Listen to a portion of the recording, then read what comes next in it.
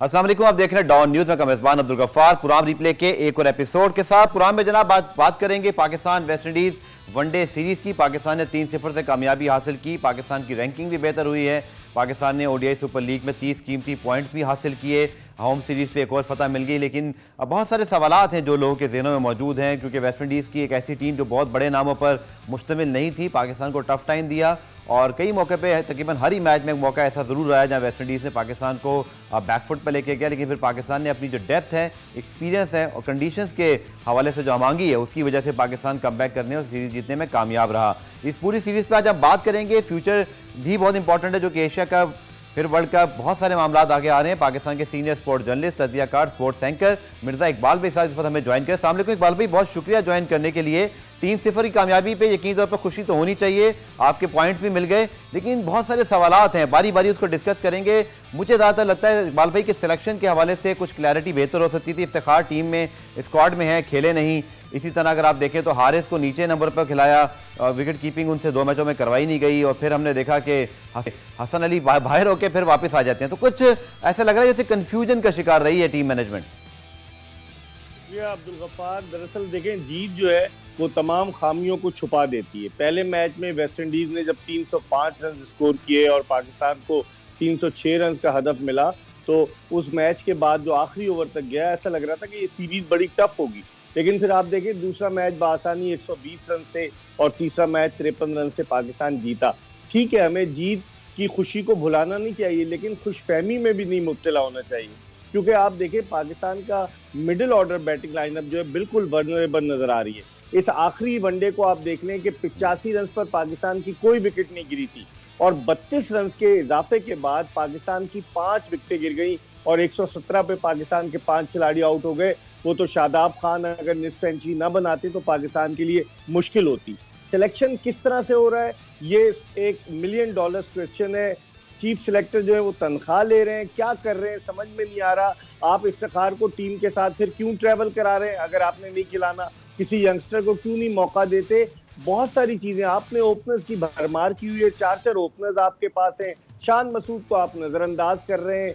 आपने कहा कि जी 2 विकेट कीपर नहीं खेलेंगे, लेकिन खेले हारिस। तो सरफराज ने क्या बिगाड़ा था जब सरफराज टीम में थे? उनका तो तजुर्बा था। मेरे ख्याल में एक ग्रुप जो है वो अपने मखसूस लड़कों को नवाजने के लिए उनको सपोर्ट कर रहा है। हालांकि ये पाकिस्तान की टीम है, ये किसी एक इंडिविजुअल की टीम नहीं है। इसका नोटिस लेना चाहिए पीसीबी के चेयरमैन रमीज राजा को। ठीक है, हम जीत गए, बहुत सारी चीजें छुप गई हैं, लेकिन आइंदा आने वाले दिनों में जब कोई तगड़ी टीम पाकिस्तान के सामने आएगी तो फिर क्या होगा? बिल्कुल आपने ठीक कहा। और इकबाल भाई, इसमें सबसे इंपॉर्टेंट बात यह कि आपका जो सबसे वीक शोबा है वो है ही इस वक्त मिडल ऑर्डर, और आपने ठीक निशानदेही की कि हमने 4 ओपनर रखे हुए हैं और इसी साथ साथ अब ये पता नहीं फॉर्चुनेट है कि अनफॉर्चुनेट के शान भी टॉप ऑर्डर में ही खेलते हैं। हमारे पास बहुत सारे ऑप्शन नहीं है मिडल ऑर्डर में, फिर भी हमने इफ्तिखार को स्क्वाड में रखने के बावजूद मौका नहीं दिया और हारिस को भी जहां वो पीएसएल में खेल रहे थे उनकी परफॉर्मेंस किसी और नंबर पे थी, खिलाया हमने किसी और नंबर पर। तो इस मिडल ऑर्डर के सोल्यूशन का तो कोई जवाब नहीं मिल सका इस सीरीज की कामयाबी के बावजूद, and it remain the concern. बिल्कुल, 11 लाख रुपए से जायद माहाना तनख्वाह लेते हैं चीफ सिलेक्टर मोहम्मद वसीम, और लोग कहते हैं उनकी तनख्वाह पे बात क्यों ना करें? अकाउंटेबिलिटी होनी चाहिए ना, कि उनका काम टीम को सिलेक्ट करके देना है, सही टीम को सिलेक्ट करके देना है। अब आपके पास मिडिल ऑर्डर में क्या कोई भी नहीं है। आसिफ अली को कभी आप खिलाते हैं, कभी आप बाहर कर देते हैं। शोएब मलिक T20 से ऑलमोस्ट टीम से वो बाहर हो गए, हफीज रिटायर हो गए। सोहेब मकसूद को कभी आप लाते हैं, कभी उनको जो है वो बाहर कर देते हैं। उमर अकमल आए, उनको टीम में सिलेक्शन के काबिल नहीं समझा गया। बहुत सारी ऐसी चीजें हैं जो आपके पास प्लेयर्स हैं। हारिस सोहेल, उनसे आपकी नाराजगी है। असद शफीक मिडिल ऑर्डर में टेस्ट मैचेस में, उसको आप कैंप में नहीं बुलाते।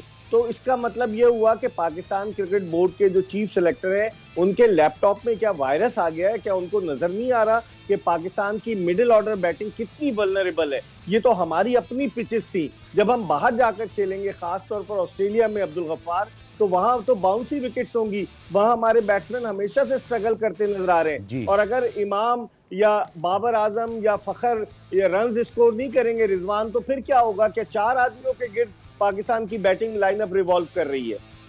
बिल्कुल आपने ठीक कहा, और जैसा हमेशा मैं कहता हूं जब किसी का जिक्र हो, चीफ सेलेक्टर मोहम्मद वसीम साहब के पास भी ये प्लेटफॉर्म मौजूद है, वो आकर अपने मौक़िफ़ का यहाँ पर इजहार कर सकते हैं और हमें बहुत सारे सवालात उनसे पूछने हैं। इकबाल भी एक और बात भी कि मोहम्मद रिजवान की परफॉर्मेंस दो फॉर्मेट में बहुत तगड़ी है, यानी कि टेस्ट और T20 में, बट वनडेज के अंदर यहाँ एक अच्छी इनिंग जरूर खेली, लेकिन वो जो मोहम्मद रिजवान T20 में है वो वनडे में दिखाई नहीं देते। क्या ओपनिंग की वजह से ये सारा कुछ हो रहा है? क्या बतौर ओपनर ही कामयाब रहेंगे?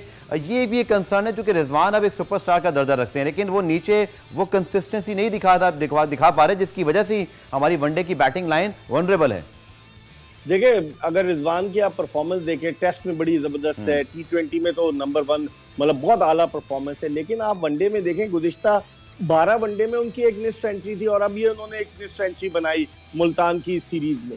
तो इसका मतलब ये हुआ कि वनडे में वो थोड़े जो है वो ऐसा लग रहा है स्ट्रगल कर रहे हैं। और अगर आप बात करते हैं ओपनर्स की, तो वनडे में तो उनकी जगह ही नहीं बनती ना, वो तो T20 में इनिंग्स ओपन करते हैं, टेस्ट मैचेस में मिडिल ऑर्डर में आते हैं। तो रिजवान को भी देखना पड़ेगा। अब ये नहीं कि ग्रांटेड है, ठीक है, अच्छा प्लेयर है, आप मौका देना दूसरों को। अब हारिस को आपने एडजस्ट करने के लिए पहले ये किया कि 2 मैचों में एज अ मिडिल ऑर्डर खेला, और जब वो फेल हो गया तो आपने कहा कि चलो इसको विकेट कीपर आजमा लो। तो लड़के को अगर आपने खिलाना है, जबरदस्ती आपने स्ट्रेटेजी बनानी, तो आप जबरदस्ती खिला लें, लेकिन मेरे ख्याल में इंसाफ करना चाहिए। जो सेलेक्टर्स हैं, जो चीफ हेड कोच हैं, जो कप्तान है, टीम का बैलेंस होना चाहिए।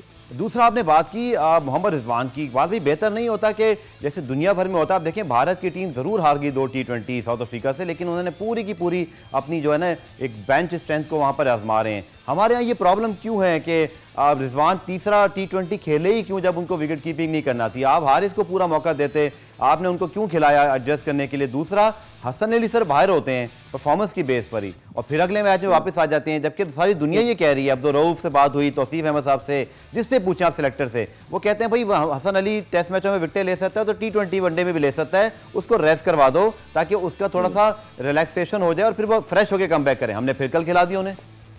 दरअसल अब्दुल गफ्फार, दोस्ती यारी को प्रमोट किया जा रहा है। आप देखें कल क्या गिमिक किया कप्तान बाबर आजम ने, कि जब 9 विकेटें गिर गई थी, शाहनवाज दहानी ने 142 किलोमीटर फी घंटे की रफ्तार से गेंद की है कल के मैच में, और हसन अली ने 132। Hasan Ali out of form है, ये नहीं कह रहे कि उनको डिस्कार्ड कर दो, एक मैच में बिठाते हैं फिर ले आते हैं। और आपने देखा कल आखिर में जब 1 विकेट रह गई तो बजाय दहानी को ओवर देते बाबर आजम, उन्होंने हसन अली को दिया ताकि कम से कम उनकी 2 विकेटें हो जाए, वो जस्टिफाई कर सके। आप इसी तरीके से आप डर रहे हैं, आपको शिकस्त का खौफ है, जिसकी वजह से आप बेंच स्ट्रेंथ को नहीं आजमा रहे। दहानी को आप घुमाते रहे, शाहनवाज दहानी घुमाते फिराते रहे, क्या कल आप जाहिद महमूद को नहीं खिला सकते थे? आप रिस्क ही नहीं लेना चाह रहे हैं, आप चाह रहे हैं कि बस एक सेट पैटर्न पे चंद मखसूस लोग हैं वो खेलते रहे, टीम जीतती रहे और सब वाह वाह करते रहे। एक बहुत अच्छी परफॉर्मेंस है पाकिस्तान की 2019 के वर्ल्ड कप के बाद, इकबाल भाई 60 से ज़्यादा औसत की पाकिस्तान के जो टॉप 3 उसने रन बनाए हैं ओवरऑल बैटिंग। अच्छा, ये अच्छी बात भी है, बुरी भी है। अच्छी इसलिए कि कंसिस्टेंसी बहुत अच्छी है इन तीनों की टॉप 3 में, बट ऑब्वियसली अनफॉर्चुनेटली नीचे सपोर्ट नहीं मिल रही। तो हमारा टॉप 3 बड़े अरसे बाद, इकबाल भाई मुझे याद है सईद अनवर होते थे, या जब आमिर सेर उनके साथ थे, फिर नीचे कभी इजाज खेलते थे, यूसुफ वगैरह, बहुत अरसे बाद हमें एक ऐसा टॉप 3 मिला है कि हमारे 50 पे 2, 50 पे 3 नहीं हो जाते ना। This is a good point कि पाकिस्तान की सिलेक्शन कमेटी को सिर्फ अब करना क्या है कि नीचे आप मिडिल ऑर्डर के 2 प्लेयर ढूंढ लें, लेकिन उसमें भी खैर अभी तक कामयाबी हासिल नहीं हो रही। आप देखें ना, इफ्तिखार अहमद को आप कंटिन्यू कर रहे हैं। नवंबर 2015 में उन्होंने अपना वनडे इंटरनेशनल कैरियर शुरू किया और वो उस दौरान 7 साल में सिर्फ 10 वनडे खेले, 142 रन है उनका हाईएस्ट स्कोर, 32 नॉट आउट है।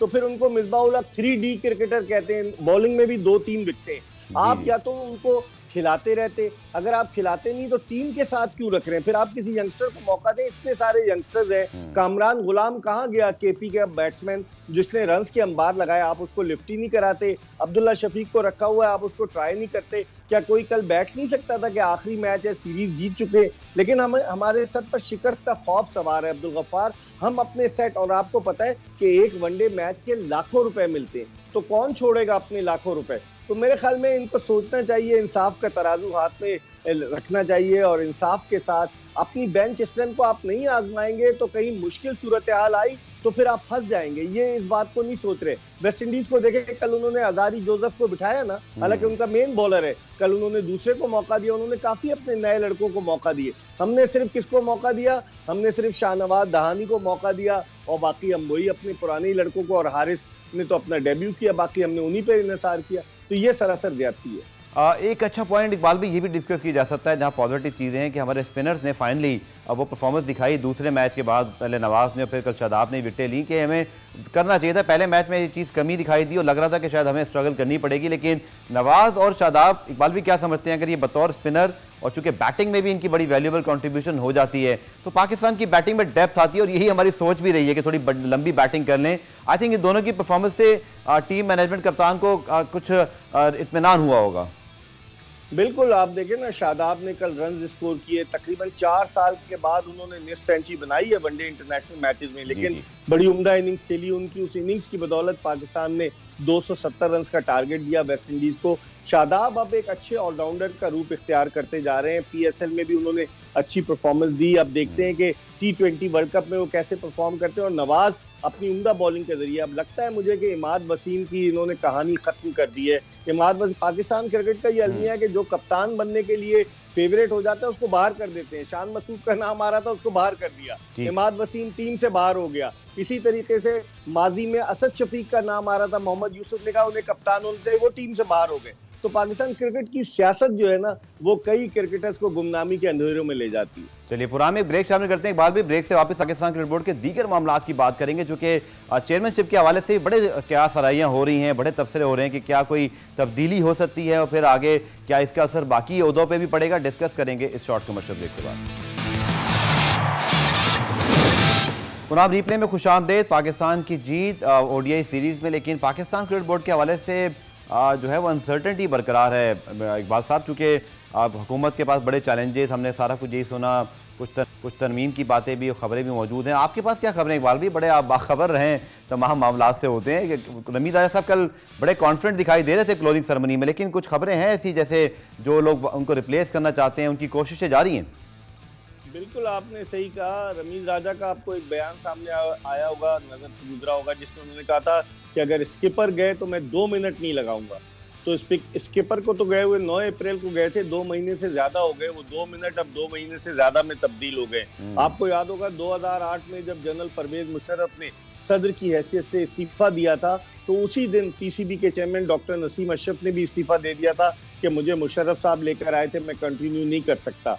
लेकिन रमीज राजा साहब के बारे में ये इत्तलात है कि पीसीबी के एक साबिक चेयरमैन ने ऊपर रिक्वेस्ट की है कि इनको कुछ काम करने दिया जाए, कुछ चीज़ें करने दी जाए। इसी तरीके से कुछ लोग जिनके मफादात वाबस्ता हैं वो ये कह रहे हैं कि इनको काम करने दिया जाए, लेकिन बज़ाहिर ऐसा नजर नहीं आता, क्योंकि वो एक पार्टी बन गए थे ना कि खान साहब ने अगर उनको लगाया। नो डाउट रमीज राजा अच्छे एडमिनिस्ट्रेटर साबित हो सकते हैं, साबिक क्रिकेटर हैं, लेकिन उनकी जो कनेक्शन है, उनकी जो इक्वेशन है, उनकी जो केमिस्ट्री है वो इमरान खान के साथ थी, जिसकी वजह से उनके मुखालफिन, आपने देखा होगा कि एक बयान आया था पंजाब के वजीर राना मशहूद का, एक बयान आया था माइजा हमीद का, वो सब कह रहे हैं कि रमीज राजा को अब छोड़ देना चाहिए। तो अब रमीज राजा खुद शशोपन में मुब्तला है कि छोड़ें कि ना छोड़ें, और मेरी इत्तलात ये है कि उन्हें ये मशवरा दिया गया है कि आप खुद ना छोड़ें जब तक कि आपका नाम विड्रॉ ना किया जाए, और उनको किसी ने मशवरा दे दिया कि आप अदालत चले जाएं। लेकिन ये इस्तेकाक है वजीर आजम का, जो पैटर्न इन चीफ है, कि वो गवर्निंग बोर्ड से अगर चाहें तो रमीज राजा का नाम वापस लेकर किसी और को गवर्निंग बोर्ड का रुकन नामजद कर सकते हैं, और अगर इनका नाम वापस ले लिया गया तो फिर इनकी चेयरमैनशिप भी चली जाएगी। अब देखते हैं क्या होता है, लेकिन सूरत हाल बड़ी गंभीर है और गैर यकीनी सूरत हाल है। अब तक कोई क्लियर नहीं हुई है सूरत हाल के रमीज रहेंगे या नहीं रहेंगे। एक और सवाल भी इसमें ये बनता है इकबाल साहब के नजम सेठी साहब, जो कि पोटेंशली जिनको कहा जाता है एक नए उम्मीदवार हो सकते हैं चेयरमैनशिप के लिए, जो सियासी हालात हैं, अनसर्टनिटी बहुत है इलेक्शन के हवाले से और पता कुछ नहीं है कि सेटअप कब तक चलना है, नहीं चलना। क्या इसी चीज़ का फ़ायदा तो नहीं हुआ फिर रमीज राजा साहब को कि नए चेयरमैन कोई भी अगर आना भी चाह रहे थे, उन्होंने कहा ऐसा ना हो कि ये फौरी तब्दीली हो जाए और निगरान सेटअप आ जाए और फिर घर जाना पड़े, कुछ ऐसा पॉइंट भी हो सकता है? बिल्कुल, बज़ाहिर तो यही लग रहा है, जिस तरह से ये मखलूत हुकूमत ये जो है इक़दाम कर रही है, ये लग रहा है कि इनको ग्रीन सिग्नल मिला है कि कंटिन्यू करें, लेकिन वो अपने मसाइल में उलझे हुए हैं। वज़ीर आज़म साहब वो इस तरफ तवज्जो नहीं दे रहे, लेकिन सुनने में यही आ रहा है कि जल्द ही वो जानिब तवज्जो देंगे, क्योंकि बहुत सारे लोगों की नज़रें पाकिस्तान क्रिकेट बोर्ड के चेयरमैन की पोस्ट पर लगी हुई है। हाइप वाली पोस्ट है, जब मुल्क से बाहर जाते हैं $750 डेली अलाउंस है, मुल्क में बड़ी हाइप है। आपने देखा होगा रमीज राजा अब बुलेट प्रूफ गाड़ी में सफर करते हैं, गार्ड्स उनके साथ होते हैं। गद्दाफी स्टेडियम लाहौर में वो पीएसएल में जब आए तो 2-2 लोग उनके आगे पीछे और वो हाथ हिला रहे थे। तो ऐसी हाइप कहाँ मिलती है? पीसीबी के चेयरमैन को ही मिलती है, दुनिया में किसी चेयरमैन को इतनी नहीं मिलती। तो मैं समझता हूँ कि अभी देखें तेल देखें, तेल की धार देखें कि क्या होता है, लेकिन बज़ाहिर मामला जो है वो खासे गंभीर नजर आते हैं। चलिए, आपकी मौजूदगी का फायदा उठाकर कौमी खेल हॉकी की बात कर लेते हैं, जो कि एशिया कप के बाद आप अभी ज्वाइन किया हमारे शो में। बहुत ही मायूसकुन परफॉर्मेंस पाकिस्तान वर्ल्ड कप का, और एशिया कप में आप 5वें नंबर पर आए, लेकिन कोई तूफान नहीं आया सर जी। मतलब क्रिकेट होता तो अभी सिलेक्शन ये हो गया होता, कुछ ऐसा हो गया होता। लगता है कि इस कौम को भी अब हॉकी में इंटरेस्ट नहीं रहा। मीडिया आप और मैं बात तो करते हैं, लेकिन यहाँ भी ओवरऑल बहुत ज़्यादा तूफान नहीं आया। इकबाल भाई, आपकी हॉकी लगता है कि अब इस काबिल भी नहीं रही कि लोग इसके बारे में बात करें। बहुत ही मायूसी की बात है, और लगता है कि बिल्कुल गोइंग विद द विंड नहीं होता सर, वैसे चल रही है जैसे चल रही है, चलने दें।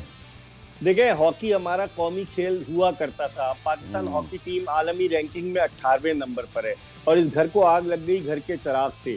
जो साबिक ओलंपियंस हैं वो हॉकी की तबाही के जिम्मेदार हैं। पीएचएफ के सेक्रेटरी दूसरी बारी ले रहे हैं आसिफ बाजवा, वो स्विट्जरलैंड चले गए, बजाय इसके कि इंक्वायरी, इधर इंक्वायरी कमेटी बना दी। किस बात की इंक्वायरी? सबको नजर आ रहा है कि आपने 12 इंक्वायरी कमेटी के बाद कतई कलामी, उसके बाद बिल्कुल खामोशी नहीं है। जब कुछ हुआ मेरी नजर से नहीं गुजरा, शायद कुछ भी नहीं हुआ। ये लोगों को सिर्फ आंखों में धूल झोंकने के लिए कमेटी बना दी गई कि प्रेशर कम हो जाए, आप जिम्मेदारों को सजा दें। मेरे ख्याल में पूरे हॉकी सेटअप को तब्दील करना होगा, और जब तक ये तब्दील नहीं होगा हॉकी ऐसी तबाही की तरफ जाएगी। आप देखें ना कि हम 1984 के बाद से ओलंपिक गेम्स नहीं जीते। आप अंदाजा लगाएं कि 38 बरस से ओलंपिक गेम्स नहीं जीते। 1994 के बाद से वर्ल्ड कप नहीं जीते। तकरीबन हमें कितने 28 बरस हो गए। तो कौन है इसका जिम्मेदार? और दूसरी बारी ले रहे हैं आसिफ बाजवा, अपने मंजूर नजर लोगों को नवाज रहे हैं। वो राना जहीर साहब हैं, वो वहां पर अपने सारे गिमिक्स कर रहे हैं। पीएचएफ के सदर खालिद सज्जाद होकर खामोश तमाशाई बने हुए। तारिक मीर साहब अपने शॉट्स खेल रहे हैं। सारे लोगों की लॉटरी निकल आई है, इसीलिए कोई हॉकी को जो है वो फंड नहीं देता, क्योंकि जॉय ट्रिप पर ये लोग चले जाते हैं। आप देखें, हॉकी को अभी 5 करोड़ रुपए आर्मी चीफ ने दिए कि हॉकी की और सिंध के वजीर आला अलग देते हैं 1 करोड़ रुपए। कहाँ जाता है पैसा?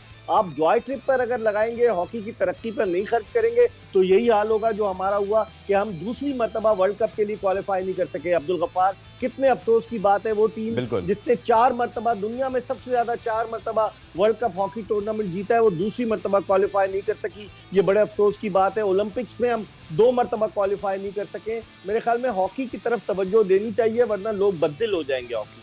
सर, 5 साइड जब टीम जा रही थी, अब आपको पता है हम तो कोच करते हैं, खिलाड़ियों से आप भी अपने शो में बात करते हैं, चले हॉकी का नाम तो कोई लेवा हो और कोई बात हो जाए। मैंने भी वकास शरीफ से बात की थी, लेकिन सवाल ये उठता है, आप परफॉर्मेंस देखकर और हॉकी का ओवरऑल देखकर, क्या उस टूर की कोई जरूरत थी? ये पैसा हम डेवलपमेंट पे लगा देते सर। मिर्जा इकबाल भाई साहब हमारे साथ मौजूद थे, और उनसे हम बात करते पाकिस्तान हॉकी के हवाले से, पाकिस्तान क्रिकेट सीरीज के हवाले से भी हमने बड़ी डिटेल बात की। इकबाल भाई, आखिर में फरमा दीजिएगा, 5 साइड हॉकी टूर्नामेंट के बजाय ये पैसा अगर हम सेव करते हैं अपनी लीग के लिए, अपनी डेवलपमेंट प्रोग्राम के लिए। मेरी आवाज आ रही है अब्दुल गफ्फार? जी सर, 5 साइड हॉकी टूर्नामेंट में शिरकत की जरूरत थी हमें? कोई जरूरत नहीं थी। सेक्रेटरी साहब को स्विट्जरलैंड जाना था लाहौर के गर्म मौसम की तब्दीली के लिए। आप अपनी सीनियर टीम पर पैसा लगाएं, उसकी रैंकिंग देखें, 18वें नंबर पर है। अब हम इस काबिल भी नहीं रहे कि एशिया में टॉप 4 टीमों में आ सके। वो टीम जिसने Asia cup, Asian game, sir एक वक्त 12-12 खिलाड़ी भी उतार देते हैं। और 12 इसलिए कि वो जो हमारे जो मैनेजर हैं उनकी आई साइट कमजोर है, चश्मा लगाते हैं, तो उनको नजर नहीं आया उनको कि 12 खिलाड़ी चले गए। और कोच भी आप वहां से लेकर आए हॉलैंड से, एक्टमैन, उसको भी नजर नहीं आया। सब इस बहती गंगा में सब हाथ धो रहे हैं अब्दुल गफ्फार, और कोई पूछने वाला नहीं है। बिल्कुल ठीक आपने कहा, बड़ी मायूसी की बात है कि Pakistan hockey team world cup के लिए क्वालिफाई नहीं कर सकी। मिर्जा इकबाल बेग साहब, बहुत शुक्रिया क्रिकेट और हॉकी पर अपने थ्रो से हमें जो है वो मुस्तफीद किया। प्रोग्राम में इस वक्त ब्रेक शामिल करते हैं। ब्रेक से जब वापस आएंगे तो पाकिस्तान के साबिक टेस्ट ऑलराउंडर यासिर अरफात से Pakistan West Indies one day series के हवाले से बात करेंगे। हमारे साथ मौजूद रहिएगा। पाकिस्तान और वेस्ट इंडीज वनडे सीरीज पर हम बात करते हैं। हमारे साथ मौजूद हैं पाकिस्तान के साबिक टेस्ट ऑलराउंडर यासिर अरफात। यासिर, बहुत शुक्रिया ज्वाइन करने के लिए। जीत मिली, पॉइंट्स मिल गए, पाकिस्तान की ओडीआई सुपर लीग और फिर रैंकिंग भी बेहतर हुई, लेकिन आपका तज्जिया क्या है सीरीज पर? एक निस्बतन कमज़ोर टीम के खिलाफ पाकिस्तान ने कहीं ना कहीं लड़खड़ाए ज़रूर, लेकिन कामयाबी हासिल की। आपका तज्जिया सर? देखिए, सबसे पहले तो ये है कि पाकिस्तान टीम को मुबारक, और जितने भी प्लेयर्स और मैनेजमेंट है जिस तरीके से उन्होंने ये सीरीज़ खेली, बहुत ही मुबारक के मुस्तहिक हैं। मगर ऑन दी अदर हैंड अगर आप देखें कि लास्ट जो पाकिस्तान 5 सीरीज़ खेला है, 6 में से 5 सीरीज़ खेला, पाकिस्तान जीता है। थोड़ा सा पाकिस्तान को अगर रियलिटी चेक मिला है जिस तर्ज की क्रिकेट पाकिस्तान अभी खेल रहा है, वो जब इंग्लैंड में लास्ट ईयर जब ये लोग आके खेले थे, वहाँ पे जो उनकी बी या सी टीम जो हम कहते हैं उसके खिलाफ जब खेले, और वहाँ पे पाकिस्तान को थोड़ा सा रियलिटी चेक मिला, क्योंकि जिस तरीके की हम क्रिकेट खेल रहे हैं अपनी कंडीशंस में, अपनी पिचेस पे तो आपको सूट करता है। इवन ऑस्ट्रेलिया को भी ये भी पाकिस्तान ने जो लास्ट 2 मैचेस जो होम सीरीज हुई थी पाकिस्तान की वनडे की, वहां पे आउटस्मार्ट किया था और बड़ा अच्छा खेला था। मगर जब यही प्लेयर जब बाहर जाते हैं, जहाँ पे ऑस्ट्रेलिया की या इंग्लैंड की फुल टीम या न्यूजीलैंड की कंडीशन में जाके खेलना पड़ता है, वहां पे थोड़ा सा जाके प्रॉब्लम होती है। थोड़ा सा हमारे प्लेयर्स को जो टॉप ऑर्डर टॉप 3 बैट्समैन हैं, उनको जो अपना स्ट्राइक रेट है उसको बेहतर करना पड़ेगा। और एक ऑब्वियसली जो सबके सामने एक जो प्रॉब्लम हम सबके सामने है, वो हमारे मिडिल ऑर्डर की है कि जहाँ पे जब हमारे रिजवान, देखिए मैं उनकी टीम में होने के खिलाफ नहीं हूँ, रिसेंट पास में उन्होंने बड़ी अच्छी परफॉर्मेंसेज दी हैं। When it comes to middle order, तो रिजवान अगर चौथे नंबर पे आते हैं, जिनकी वनडे में जो एवरेज है वो 26 या 27 या 28 की एवरेज है, तो उसकी बेस पे आप अंदाजा लगा सकते हैं कि पाकिस्तान की अगर ऊपर की विकेट्स गिर जाती हैं तो मिडिल में आपको, कल आपके पास एग्जांपल है कि मेरे ख्याल से बड़ा अच्छा स्टार्ट मिला आपको और यकदम आपकी 4 विकेटें गिर गई, जिसकी वजह से आप पे प्रेशर पड़ा, शादाब ने परफॉर्म किया। तो आपको कई चीजें ऐसी हैं कि जो आपको बेहतर करनी पड़ेंगी जब आप बड़े इवेंट्स में, आईसीसी इवेंट में, और जब फुल स्ट्रेंथ के साथ टीम के खिलाफ आप खेलते हैं तो वहां पे आपको थोड़ी सी प्रॉब्लम होगी। बिल्कुल। और यासिर, जैसा आपने कहा मिडल ऑर्डर का, लेकिन हैरानगी की बात यह है कि हमने फिर भी जो इफ्तिखार अहमद एक हमारे सॉलिड मिडल ऑर्डर के ऑप्शन के तौर पे सिलेक्ट हुए, उनको हमने खिलाया ही नहीं। फिर हमने हारिस, क्योंकि पीएसएल में टॉप नंबर्स पे रन्स करके आए थे टॉप ऑर्डर में, उनको हमने मिडल ऑर्डर में ट्राई किया। फिर हमने देखा कि हमने कोई बहुत ज़्यादा सिलेक्शन भी नहीं की, हमारे पास कोई बहुत ज़्यादा ऑप्शंस नहीं है।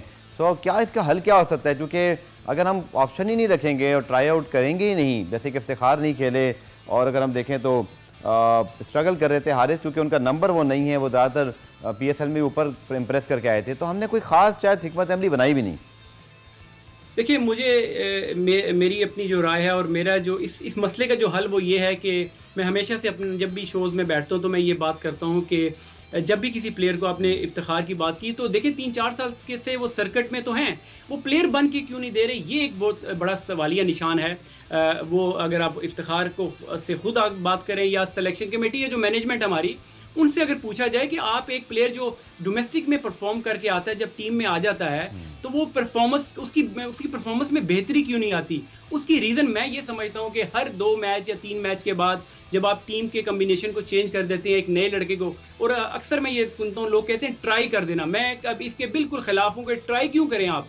ट्राई करना है तो पाकिस्तान शाहीन की टीम है या एक टूर्स आपको ऑर्गेनाइज करने चाहिए लड़कों को कि डेवलपमेंट उनकी बेहतरी लाने के लिए। आपने अगर लड़कों को, जब तक कोई बंदा कॉम्पिटेंट नहीं होता इंटरनेशनल क्रिकेट खेलने के लिए, या जिस तरह भी शान मसूद की हम बात करते हैं, मुझे ये अब लगता है कि शान मसूद अब बिल्कुल फिजिकली, मेंटली और टेक्निकली जिस तरीके से वो जहां पे भी जाके खेल रहे हैं वो परफॉर्म कर रहे हैं, तो जब भी कोई लड़का ड्रॉप हो तो उसको जाके डोमेस्टिक में खेलना चाहिए, बेहतर होके आना चाहिए। पाकिस्तान की प्रॉब्लम यह है कि पाकिस्तान की टीम सेटल इसलिए नहीं होती कि हर 2 मैच या 3 मैच के बाद आप टीम चेंज कर देते हैं। हसन अली की थोड़ी देर पहले शो में बात हो रही थी कि जब आप एक प्लेयर को ड्रॉप करते हैं तो फिर उसको ड्रॉप कर दें, उसको जाके इसको बेहतरी गेम में लानी चाहिए, तब जाके टीम में लाएं, बजाय कि आप एक मैच के बाद दोबारा लड़कों को टीम में ले आए। कल कोई लॉजिक आपको नजर आई कि हसन अली को रेस्ट करवाया या ड्रॉप किया था? कहते तो रेस्ट नहीं है, लेकिन आप फिर ले आए, जाहिद महमूद वेट करते रह गए, इसी तरह वसीम जूनियर को चले आपने खिलाया, उन्होंने परफॉर्म अच्छा किया, लेकिन आप तरीक़ेकार दुनिया भर में ऐसा होता नहीं है, या तो आप पूरा चांस देते हैं या फिर रेस्ट करवाते हैं। आप देखें ना, ब्रॉड एंडरसन को भी जब रेस्ट करवाना था या जब नहीं खिलाना था वेस्ट इंडीज़ पर, तो नहीं खिलाया, और जहाँ खिलाना था फिर उनको वापस ले आए। लेकिन मिडिल सीजन में ऐसा नहीं होता, मिड सीरीज़ में क्या आप 2 दफ़ा फैसले तब्दील करेंगे, इस पर हैरानगी हुई आपको? जी बिल्कुल, देखिए इस तरह प्लेयर की भी जो कॉन्फिडेंस है वो भी बिल्कुल अच्छे तरीके से वो नहीं होता, क्योंकि आप जब इन एंड आउट लड़के को करते हैं तो उसको भी वो भी श्योर नहीं होता कि यार मेरी टीम में प्लेस है कि नहीं है, मैं परफॉर्म करूंगा नहीं करूंगा। तो जब एक प्लेयर को पता चल जाए कि उसने वो पिक हो गया खेलने के लिए और उसने 7-8 मैच खेलने हैं, तो वो परफॉर्म अच्छे तरीके से कर सके। वेरेज आप एक लड़के को ड्रॉप करके फिर दोबारा उसको खिला रहे हैं, तो जाहिद महमूद की जिस तरह बात कर रहे हैं, तो अगर आपने एक नए लड़के को ट्राई करना था तो ये अच्छी एक सिचुएशन थी, एक बनिस्बत कमजोर टीम थी, होम कंडीशन थी, तो यहाँ पे आप उनको जाहिद को खिला सकते थे, बजाय कि दोबारा एक लड़के को ड्रॉप करके दोबारा लेके आए। तो उसकी मुझे वाकई सिलेक्शन की मुझे भी समझ नहीं आई। बाबर आजम बहुत अच्छी परफॉर्मेंस कर रहे हैं बतौर कप्तान भी और बतौर खिलाड़ी भी, और इस पे बल्कि हम बात करेंगे। शॉर्ट कमर्शियल ब्रेक लेना है, ब्रेक से वापस फिर हम बाबर आजम के हवाले से बात करेंगे। हमारे साथ रहिएगा। पुनाब रिप्ले में खुशामदीद। Pakistan West Indies one day series के हवाले से हम बात करें पाकिस्तान के साबिक टेस्ट ऑनर यासिर अरफात से। यासिर, बाबर आजम की कारकर्दगी इनफरादी भी बहुत शानदार है, और पाकिस्तान टीम जैसा आपने कहा कि आखिरी 6 में से हमने 5 सीरीज जीती हैं। और बहुत सारी हम बात करते थे कि कहीं उन पर कप्तानी का बोझ ना पड़े, लेकिन एक चीज़ तो तय है कि उनकी इनफरादी कारकर्दगी बल्कि और बेहतर हुई है। बतौर कप्तान आप उनको कैसे देखते हैं जो अब तक उनकी डिसीजन मेकिंग रही हैं? कुछ 11 के ऊपर लोग ज़रूर तनकीद करते हैं कि कुछ चेंजेस हम कुछ अजीब व गरीब करते हैं, लेकिन ओवरऑल फील्ड में आपको उनकी कैप्टनसी कैसी नजर आई?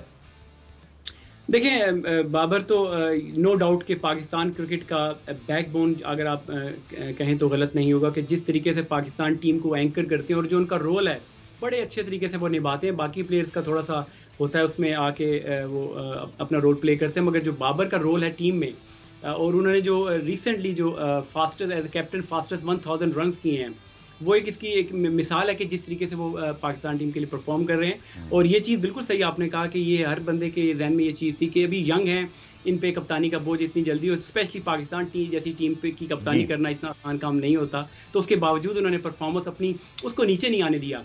अब जो सिलेक्शन की आप बात कर रहे हैं, देखें हर बंदे की अपनी लाइकिंग डिसलाइकिंग होती है। मैं अगर एज अ कैप्टन हूँगा तो मैं अपने हिसाब से लड़कों को पिक करूंगा, आप अपने हिसाब से। तो बाबर की जो वो समझते हैं अगर उसमें कोई अगर वो गलत डिसीजन कर रहे हैं तो अल्टीमेटली उन्हीं को पे करना पड़ेगा, क्योंकि वो एज अ कैप्टन है, जवाबदेह भी वही हैं।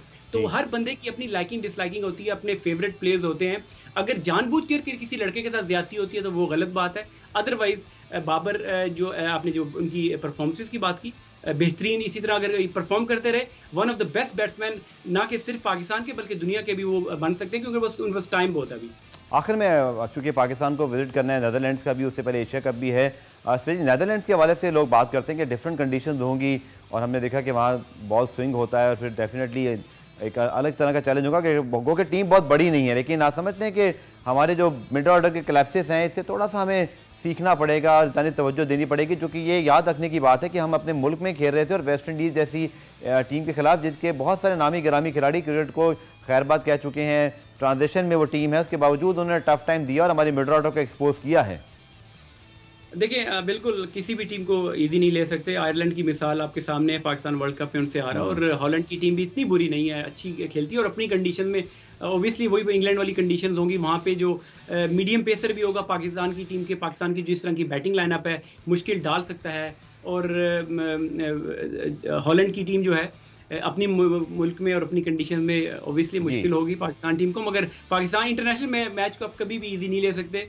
तो बल्कि पाकिस्तान पे ज़्यादा प्रेशर होगा कि ऐसी टीम के खिलाफ अगर खुदा ना खास्ता बुरी परफॉर्मेंस होती है तो हारते हैं तो ज़्यादा क्रिटिसिज्म होता है। एक और चीज़ जो कि आखिर में डिस्कस करनी है, आप चूँकि खुद बतौर बॉलिंग ऑलराउंडर जो है वो खेलते रहे, मीडियम पेसर और साथ बैटिंग भी, तो यासिर पाकिस्तान के पास ऑस्ट्रेलिया के लिए कोई चॉइस नहीं है। We have too many options in spin department, यानी कि इमाद, वसीम और जाहिद को तो मौका नहीं मिल रहा। अनफॉर्चुनेटली वो तलाश ख़त्म ही नहीं हो रही जो अजहर रज़ाक के बाद थोड़ी बहुत हम बात करते हैं फ़हीम अशरफ की सूरत में मौजूद है, लेकिन वो तीनों फॉर्मेट में नहीं खेलते। आपको लगता है कि वर्ल्ड कप के लिए या फिर अगले साल वर्ल्ड कप के लिए हमारे पास ये जो ऑलराउंडर्स वाली जो स्लॉट है, चूँकि आप खुद बतौर ऑलराउंडर पाकिस्तान को सर्व कर चुके हैं, क्या हम एक मुस्तनद ऑप्शन बनाने में एक कोई कहते हैं कोई प्लेयर इसको फिल आउट करने में कामयाब हुआ है अब तक? देखिए, अभी शादाब की पहले भी बात हो रही थी कि उन्होंने 4 से 5 साल बाद जाके इंटरनेशनल क्रिकेट में 50 की है। देखिए, आपके पास प्लेयर्स तो हैं, वही मैंने जो पहले बात की, डेवलपमेंट प्लेयर्स की क्यों नहीं हो रही, कंसिस्टेंट बेसिस पे लड़के परफॉर्म क्यों नहीं कर रहे। नवाज आपके पास बेहतरीन बैट्समैन है, अच्छा फिनिशर है, वसीम जूनियर आपके पास एक नया लड़का है, तो इन 2 स्पिनर्स के साथ और फिर आप अपने 3-4 फास्ट बॉलर, आपके पास 6 बॉलर्स प्रॉपर बॉलर्स बन सकते हैं जो कि आपके लिए नीचे जाके मैच फिनिश भी कर सकते हैं। तो जरूरत इस बात की है कि पाकिस्तानी प्लेयर को खुद रिस्पॉन्सिबिलिटी लेनी पड़ेगी और मैनेजमेंट को जो है उनको कॉन्फिडेंस देना पड़ेगा। लड़कों को ज्यादा से ज्यादा फर्स्ट क्लास में खेलना पड़ेगा और वहां से जाके अपनी, अगर बैटिंग की आप जिस तरह बात कर रहे हैं ऑलराउंडर एबिलिटी, तो अगर किसी ने अपनी बैटिंग बेहतर करनी है तो फर्स्ट क्लास के जाके मैचेस खेलने पड़ेंगे। शॉन टेट पाकिस्तान टीम के साथ बतौर बॉलिंग कोच मौजूद हैं और हसन अली की जो फॉर्म है, एक वर्ल्ड क्लास बॉलर, अगर इतनी अभी उनकी मिडिल एज भी नहीं है अभी, तो इससे ज़्यादा वो बहुत ज़्यादा खेल सकते हैं, लेकिन इस तरह का जो स्लम्प आया है बड़े एक तशवीश की बात है, चूँकि हम तो समझ रहे थे कि शाहीन को एक बहुत अच्छा जो है वो हेल्पिंग हैंड मिल गया, लेकिन शाहीन अकेले ही लगता है कि फास्ट बॉलिंग डिपार्टमेंट को संभाले हुए हैं। तो आपको क्या लगता है, जैसे बड़ी लंबी क्रिकेट आपने खेली, हसन अली ऐसा तो नहीं कि फॉर्म नहीं, उनकी परफॉर्मेंस अच्छी नहीं है, टेस्ट मैचेस के अंदर 2 मरतबा 10 आउट किए हैं गुज़िश्ता 18 महीनों में, क्या मसला है कि लिमिटेड ओवर्स के अंदर उनकी परफॉर्मेंस में कंसिस्टेंसी नहीं है अब? देखिए, जितनी गफार क्रिकेट हो चुकी है आजकल, उसमें एवरीडे परफॉर्म करना किसी भी प्लेयर के लिए बड़ा मुश्किल होता है। और अगर देखिए इसका सिंपल फार्मूला ये है कि अगर कोई प्लेयर परफॉर्म नहीं कर रहा, हसन अली काफी अरसे से वनडे में परफॉर्म नहीं कर रहे, तो सिंपल इसकी ये है कि आप उसको ड्रॉप कर दें और एक नए लड़के को लेके आए, उसको मौका दें। चले, बहुत बहुत शुक्रिया यासिर, वक्त की कमी है कतई कलामी, लेकिन आपके साथ बात करके बहुत अच्छा लगा। पाकिस्तान और दरमियान सीरीज, पाकिस्तान की जीत पे इख्तिताम पजीर, और लेकिन जरूर जैसे मर किए कि जो ग्रे एरियाज है उन पर काबू पाया जाए। पुरानी रिपोर्ट देखने का शुक्रिया। कल दोबारा से मुलाकात होगी, तब तक के लिए अल्लाह हाफ़िज़।